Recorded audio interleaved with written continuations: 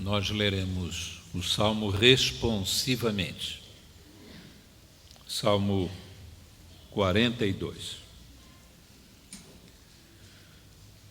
Como o cervo anseia pelas correntes das águas, assim a minha alma anseia por ti, ó Deus. A minha alma tem sede de Deus, do Deus vivo. Quando entrarei e verei a face de Deus? As minhas lágrimas têm sido meu alimento de dia e de noite, porquanto se me diz constantemente: onde está o seu Deus? Dentro de mim desama a minha alma, ao lembrar-me de como eu ia com a multidão, e ando em procissão à casa de Deus, com brados de júbilo e louvor, uma multidão que festejar. Por que estás abatida, ó minha alma, e por que te perturbas dentro de mim? Espera em Deus, pois ainda o louvarei pela salvação que há na sua presença. Ó Deus meu, dentro de mim a minha alma está abatida, portanto me lembrarei de ti, desde a terra do Jordão, e desde o Hermon, desde o monte Mizar. Um abismo chama outro abismo ao ruído das tuas catadupas. Todas as tuas ondas e vagas têm passado sobre mim. Contudo, de dia o Senhor ordena a sua bondade, e de noite a sua canção está comigo, uma oração ao Deus da minha vida. A Deus, a minha rocha, digo: por que te esquecestes de mim? Por que ando em pranto por causa da opressão do inimigo?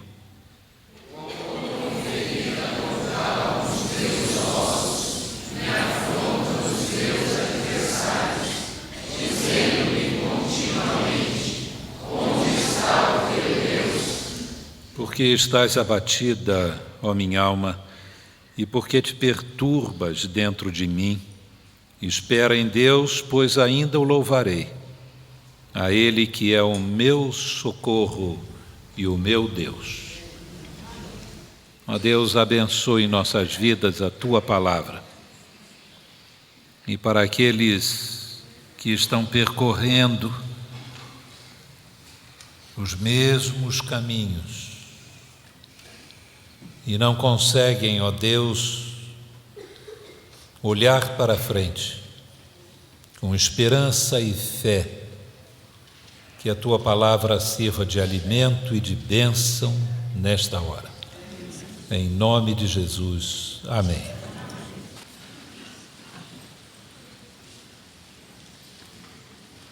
Eu gostaria de conversar com você que está aqui hoje pela manhã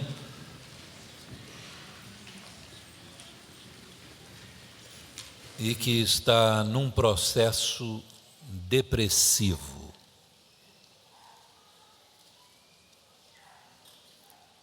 Inicialmente, eu gostaria de dizer algumas coisas. A primeira delas é que a depressão pode ter as causas mais diversas. E pode ser que algumas coisas que eu diga aqui não tenha nada a ver com a sua situação. Não quero que você saia ainda mais deprimido. Há uma ideia de que toda depressão tem uma origem maligna e que a pessoa deve passar por um processo de exorcismo. Isso é um absurdo. Crianças ficam deprimidas. Servos de Deus têm enfrentado estados depressivos. O salmista é um deles. Observem que ele é um servo de Deus. Versículo 1: A minha alma anseia por ti, ó Deus. Diz ainda no versículo 4, eu ia com a multidão guiando-a. Era bem possível que ele fosse uma espécie de líder de louvor na tribo de Coré, uma espécie de ministro de música. Ele não só é um servo de Deus, mas é uma pessoa voltada para o culto e para a adoração, uma pessoa que tem tido experiências com Deus. Você pode se lembrar também de Jonas, de Jeremias, de Elias. E alguns dizem que até mesmo Jesus. No Evangelho de João tem uma expressão de Jesus em que ele diz: a minha alma está abatida até a morte. É possível que as pessoas, mesmo servindo a Deus, possam, num momento ou outro, seja ele mais ou menos prolongado, passarem por essa experiência de profundo abatimento que está no sintoma do estado depressivo. Então, as considerações que eu vou fazer aqui, elas se dirigem especialmente à depressão, que eu quase que chamaria de depressão espiritual. Tem a ver com aspectos emocionais, mas ela possui um fundo espiritual. Ela tem uma razão espiritual. Ela tem questionamentos espirituais e eu diria fundamentos espirituais. Crentes que às vezes começam a dizer: eu já não oro como antigamente, eu não sinto alegria quando eu vou na igreja, eu não sinto a presença de Deus. Eu não sinto alegria e fervor a orar. A Bíblia parece um livro com palavras gastas, não há aquele vício. Ela perdeu aquele poder vivificante na minha vida. Eu tenho passado por momentos em que abro as Escrituras, começo a ler a Bíblia, fico profundamente emocionado, até as lágrimas. Mas, ultimamente, eu leio a Bíblia com menos interesse do que leio o jornal. Porque a Bíblia não me diz nada. Eu quero me dirigir especialmente a pessoas que estão enfrentando esse tipo de depressão. Há elementos que são comuns. E quem está aqui e padece de uma depressão essencialmente emocional, vai sentir que, em alguns momentos, eu estarei falando de tal maneira que a pessoa sinta que eu estou tocando no seu problema. Mas vamos lá.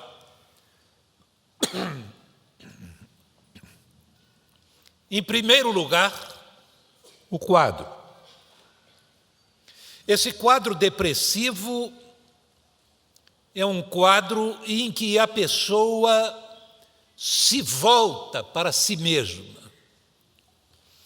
A depressão não deixa de ser um espaço muito restrito de pensamento e de sentimentos que isolam a pessoa, que cria barreira para que ela perca contatos com o mundo externo. ela como que mergulha para dentro de si própria. E o que vê não lhe agrada. Se vocês forem contar o Salmo 42 e 43, que parece quase que uma continuação do 42, vocês podem observar versículo 5, porque estais abatido, ó minha alma, do Salmo 43, e porque te perturbas dentro de mim, pois ainda o louvarei, a Ele, a Deus que é o meu socorro e o meu Deus. É a mesma forma como termina o Salmo de número 42, o mesmo refrão, o mesmo estribilho. Se você contar esses dois salmos, você vai contar nada mais, nada menos do que 51 referências à forma pronominal na primeira pessoa. O que é forma pronominal?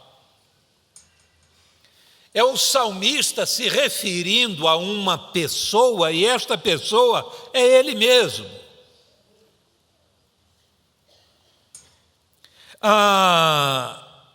Aqui, 14 vezes em que há referência ao pronome na primeira pessoa, eu. Muitas vezes ele está oculto.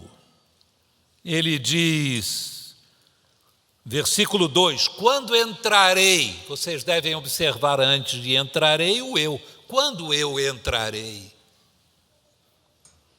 e verei, e eu verei. Então, há vezes que o eu, na maior parte das vezes, está aqui. No hebraico, aparece.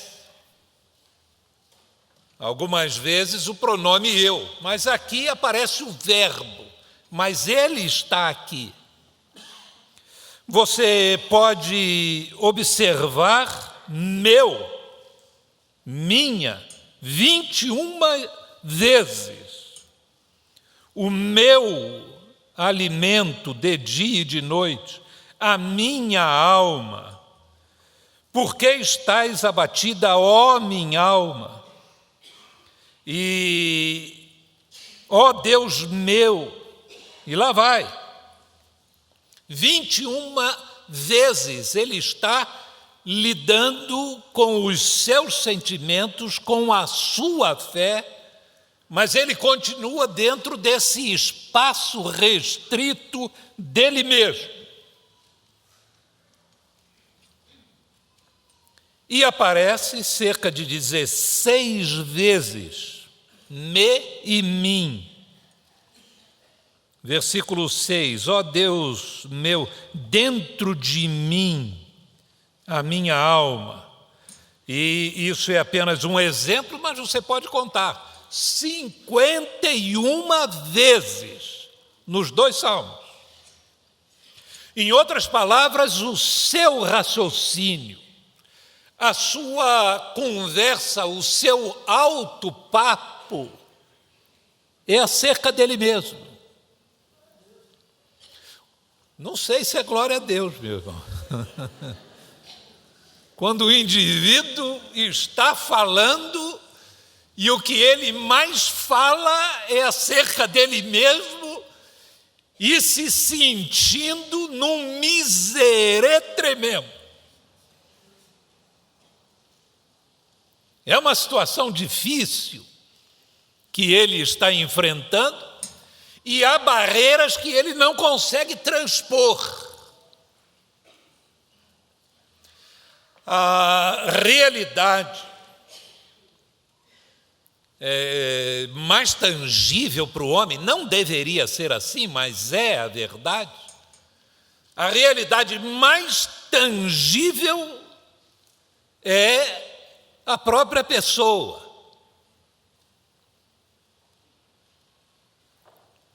A Bíblia descreve o comportamento homossexual como um dos degraus mais baixos de abandono de Deus e de uma situação em que a pessoa se coloca absolutamente aberta para o inimigo. Por que razão? Porque a pessoa tem que mentir acerca de sua realidade física. A Bíblia diz que Deus criou o homem, macho e fêmea. E quando o indivíduo se olha no espelho e o que ele vê, para ele não é a verdade, ele quer uma terceira via, ele quer uma terceira opção e nega aquilo que ele está vendo, ele está andando num caminho de ilusão e de mentira que há de ter consequências muito sérias na sua vida. A nossa maior realidade deveria ser Deus, porque nele vivemos e existimos. Nós estamos sempre cercados da presença de Deus, mas o mais tangível somos nós mesmos. A depressão leva a pessoa a desconectar-se com o que está em volta. E aí o que lhe sobra? O que sobra é a própria pessoa. E então começa esse alto papo destrutivo. Nada adianta, nada serve, a vida é um horror, eu estou reduzido a um cardápio formado de lágrimas e de lágrimas. Das minhas lágrimas eu me alimento dia e noite. A única coisa que eu como é sopa de lágrimas.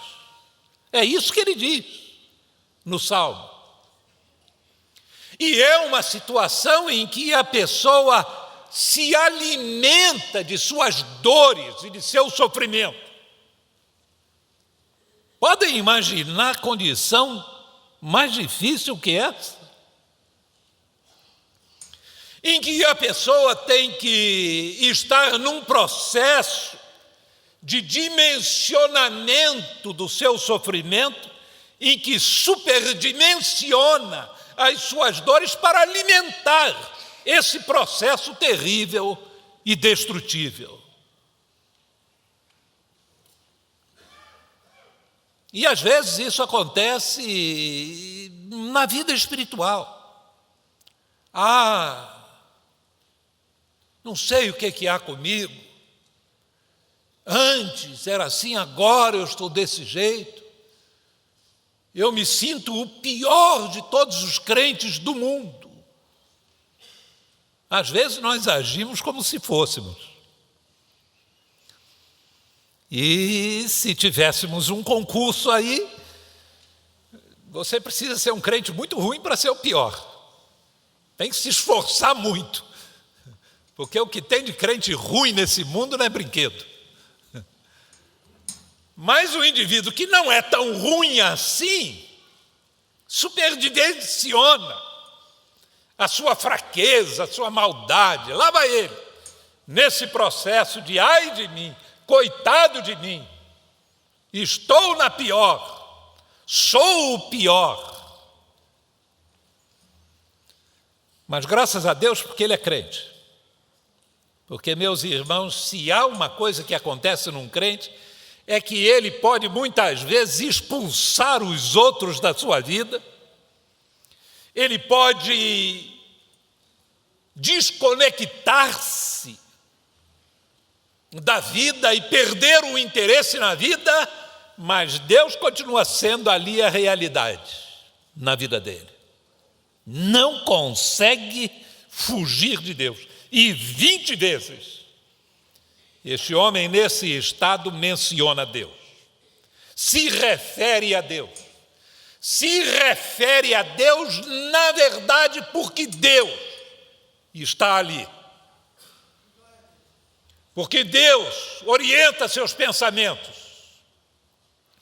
Porque Deus faz com que ele saia daquela escravidão em que os seus pensamentos vão se tornando repetitivos, uma cópia do outro, aquele cansaço, aquele processo terrível de erosão na cabeça e nos sentimentos. Chega uma hora que a pessoa nem quer sentir mais nada. Mas em meio a este processo, Deus não está ausente. E é por isso que volta e meia é a sua fé que alimenta a sua fé. E ele diz: eu ainda o louvarei. O meu Deus, que é a minha rocha, que é o meu socorro.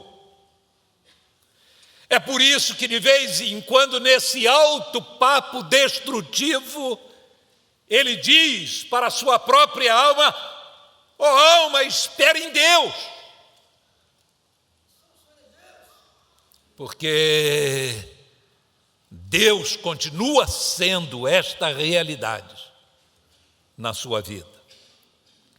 Um outro ingrediente é a questão entre passado e futuro. A pessoa num estado depressivo, ela de certa maneira chega à conclusão de que seu passado era melhor. O presente, nada feito. O futuro, não há interesse. E o passado é que era bom. Quando meus filhos estavam em casa, antes de se casarem, a mesa cheia, aquele barulho, brigando com a garotada. E vem então aquela expressão: eu era feliz e não sabia. Mas é uma noção de que a felicidade ficou para trás. É uma espécie de página virada. A pessoa olha para a sua vida cristã, para a sua vida espiritual. Antes, quando eu li a Bíblia. Antes, quando eu ouvi um sermão. Antes, quando eu louvava a Deus na igreja.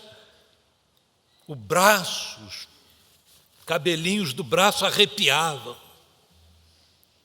Eu sentia uma emoção, eu sentia uma alegria, mas agora, o salmista se refere a isso.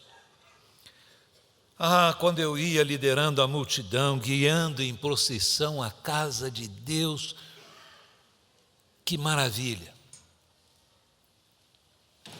É bom que se diga aqui que este é um salmo em que a gente tem muitas indagações quanto ao seu momentum de vida. Ele descreve uma geografia diversificada em Israel, o deserto em que o servo anseia por águas, que fazia parte do sul, que faz parte do sul da Palestina. Ele descreve a nascente do Jordão. Um abismo chama outro abismo, refletindo uma espécie de experiência de vida, como se ele, um acidente, como se ele tivesse escorregado. Aquilo são degraus, a água vai passando, cria aquele limo, aquele lodo, e ele descreve mais ou menos isso. O indivíduo que escorrega e vai levando de degrau em degrau aqueles tombos e a água passando por cima dele. Que está já no norte de Israel. Ele descreve situações como se ele tivesse perambulado por Israel, deixado Jerusalém, deixado o culto, e agora anda para lá, anda para cá, à procura de entender a si próprio. mas está voltado, preso a um passado sem esperança no futuro. Ora, meus prezados amigos, porque Deus está presente, por mais sombrio que possa parecer o nosso presente, há possibilidade de se olhar para o futuro. É interessante que os momentos em que a gente vê um alívio, que a gente percebe o salmista respirando com vigor, é quando ele olha para frente. Eu ainda o louvarei. Espera minha alma em Deus. Eu ainda o louvarei. Eu ainda sentirei alegria. O passado deve servir como lição para a gente não repetir os mesmos erros, mas o passado, seja ele negativo, ou seja ele uma ilusão em que nós o florimos e achamos que aquele período era um período que a gente não tinha nenhum tipo de problema, o passado não pode aprisionar uma pessoa.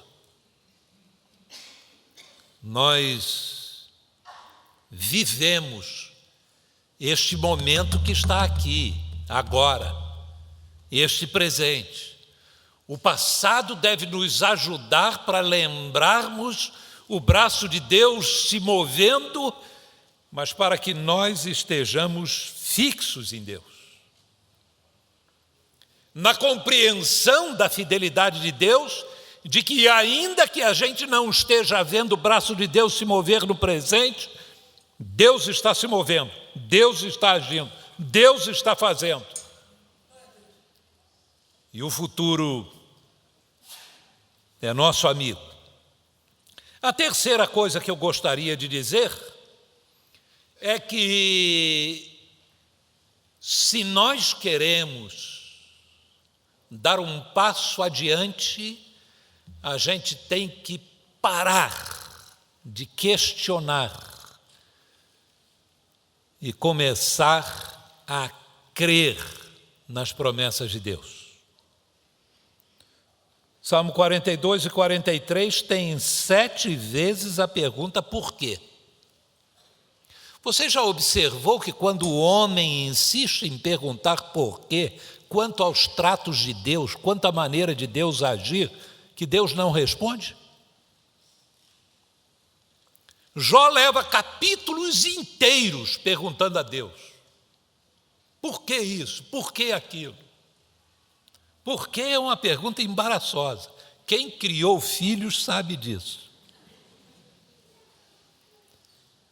Mamãe, por que isso? A mãe responde, a seguir já vem a outra. E por que isso?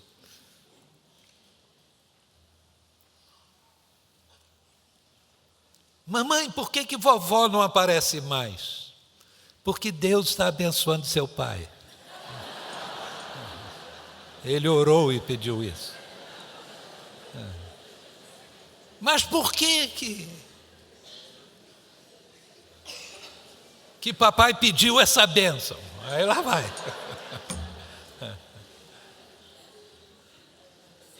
Você diz uma coisa e já está engatilhado o outro porquê. Nós somos assim. Nós somos seres que temos sempre questionamentos, mas o grande problema é que Deus não dá satisfações da maneira conforme Ele age, porque seria impossível para nós entendermos a Deus. Nós não podemos. Ele diz, os meus caminhos não são os caminhos de vocês. Os meus pensamentos não são os pensamentos de vocês. E assim como o céu está mais alto que a terra, assim são os meus pensamentos. Como é que você chega lá? Como é que você entende a Deus? Jó pergunta, aí você vai lendo o livro de Jó, aparece o mais longo discurso de Deus na Bíblia. O mais longo. Mas nesse mais longo discurso, Deus não responde as perguntas de Jó. Até mesmo na cruz, Jesus perguntou: Deus meu, por quê? Por quê me desamparaste? Nós temos que parar de questionar a Deus e crer nas promessas de Deus, porque nós somos estruturados de tal maneira a vivermos por promessas e não por explicações. Vou dar um exemplo. Você resolve jogar bola. Já está naquela fase da vida que você não bate mais bola, você apanha. Mas pensa que ainda bate um bolão e vai jogar bola com os amigos. E chega lá, fratura um osso da perna, vai ao médico. O médico manda tirar uma radiografia, pega a radiografia do osso, diz para você o nome do osso, diz como é que é feito o osso, diz que a porosidade do osso é compatível com a sua idade, diz o provável movimento que você fez que levou a partir o osso naquele lugar, diz sobre o processo de calcificação, fala que ele vai agora providenciar o engessamento de sua perna e pronto, deu todas as explicações e diz para você: pode ir embora. O enfermeiro vai colocar aqui o gesso, pode ir embora. Aí você vira para ele e diz assim: doutor, e quando é que eu vou andar normalmente? O que você quer não é uma explicação, é uma promessa. Aí ele lhe diz: daqui a 8 semanas. Você: tá bom, agora você está satisfeito, você tem uma promessa. Nós vivemos assim. Doutor, eu vou ficar bom? Doutor, se eu fizer essa dieta... Aí o médico: olha, eu digo para você fazendo essa dieta, vai melhorar. Você vai conseguir conviver com essa situação que você está enfrentando. Mas se ele explicar, mas não lhe prometer nada, fica faltando. É por isso que a Bíblia é um livro cheio de promessas. Porque Deus sabe da estrutura do nosso ser. Há promessas maravilhosas de Deus acerca do nosso futuro. Uma das que eu mais gosto é do Salmo 23. E eu leio esse versículo 6, o último versículo do Salmo 23, e o título que eu sempre dou é esse: o futuro é meu amigo. Certamente, isso é para a gente repetir muitas vezes. Em meio a tantas incertezas e dificuldades, há uma certeza: certamente que a bondade e a misericórdia do Senhor me seguirão todos os dias da minha vida. Minha vida um dia vai acabar. Mas quando acabar, habitarei na casa do Senhor. Nossa vida deve ser vista como missão. O que é uma missão? Missão é alguma coisa que você precisa fazer. Você sai para fazer. E quando você cumpre a sua missão, o que você faz? Volta para casa, dá um relatório, descansa dessa missão. Quando entendemos que estamos aqui num processo de missão, nós já sabemos implicitamente que vamos voltar para casa. Habitarei na casa do Senhor. Quando nós achamos que estamos aqui e que esse é o nosso destino, e que aqui vamos ter todos os nossos prazeres, e aqui vamos beber toda a taça da felicidade até a última gota, nós nos enganamos. E aí quando parece que acabou, a vida se torna frustrante. Estamos fazendo alguma coisa que Deus nos deu. Alguns acabam mais cedo, outros acabam mais tarde. E além de termos uma missão, Deus cumpre uma missão em nós. E mesmo quando parece que as coisas não vão bem, a promessa de Deus é esta: todas as coisas contribuem juntamente para o bem daqueles que amam a Deus e são chamados pelo seu decreto. Em outras palavras, fazem parte do que Deus resolveu fazer em nós.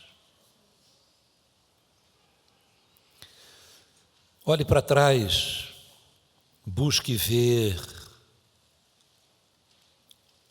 e lembrar-se do braço de Deus agindo, mas lembre-se de que esse Deus que você teve experiências lá atrás é o Deus fiel. É o mesmo ontem, hoje e eternamente. Olhe para dentro de si mesmo, mas não fique olhando só para si mesmo. Olhe para fora. No início pode ser que você veja a natureza com as cores mais negras, como salmista. Olha um cervo com sede no deserto e diz assim: é a minha alma com sede de Deus. Que coisa terrível. Ouve as cachoeiras do Bânias, onde deveria estar descansando, e diz assim: um abismo chama outro abismo ao som das suas quedas, das suas catadupas. Peça a Deus para olhar a natureza como Jesus, que olhava os pássaros e dizia: por trás desses pássaros está um Deus que os alimenta. Por trás desse pardalzinho que caiu está um Deus que cuida dele. Por trás da semente que caiu no solo está Deus que a faz germinar. Veja a bondade de Deus. Peça a Deus olhos para isso. Ele não recolheu o seu braço. Ele não fugiu. Ele não se escondeu. Que Deus o abençoe.